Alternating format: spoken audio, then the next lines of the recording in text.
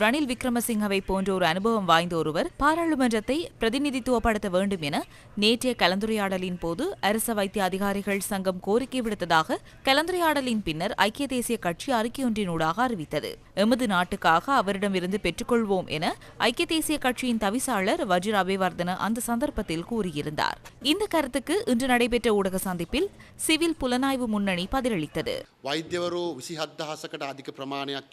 27,000க்கு மேற்பட்ட வைத்தியர்கள் உள்ள இந்த நாட்டில் பலம் வாய்ந்த வைத்தியர்களின் தொழிற்சங்கங்கள் பல்வேறு அரசியல் நோக்கங்களுக்காக ஒவ்வொரு சந்தர்ப்பங்களிலும் அரசியல் மேடைகளில் நின்றமையின் காரணமாக வைத்தியர்களின் பெருமை அற்றுப்போனது என்பதை எமது நாட்டு மக்கள் நன்றாக அறிவார்.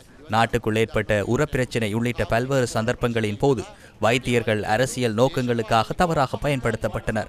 அதன் விளைவாக சமூகத்தில் வைத்தியர்களின் கௌரவமும் அபிமானமும் அற்றுப்போனது.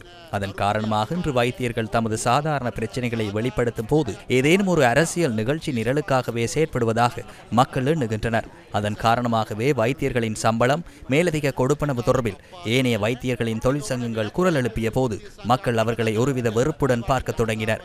தற்போதுள்ள அரச வைத்திய அதிகாரிகள் சங்கம் கடந்த காலங்களில் விட்ட பிழைகளை திருத்தி தமது தொழிற்சங்கங்களை பிரதிநிதித்துவப்படுத்தி சகல உறுப்பினர்களுக்காகவும் போராட்டத்தை காட்டிக் கொடுக்காமல் தொழிற்சங்க போராட்டத்தின் கௌரவத்தை பாதுகாத்து செயற்படுவார்கள் என நினைக்கின்றேன். கடந்த காலங்களில் 3000க்கும் மேற்பட்ட வைத்தியர்கள் நாட்டை விட்டு வெளியேறினர்.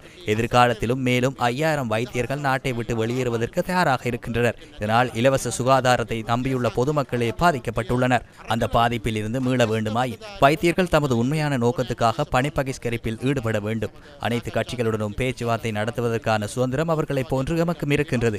எனினும் தோல்வியடைந்த அரசியல்வாதிகளுடன் அல்லது 76 வருடங்களாக மக்களுக்கான அபிவிருத்தியை முன்னெடுக்காத அரசியல்வாதிகளிடம் தமது தொழில்சார் நடவடிக்கைகள் தொடர்பில் கலந்துரையாடுவது மிகவும் வருத்தம் அளிக்கும் விடயமாகும்.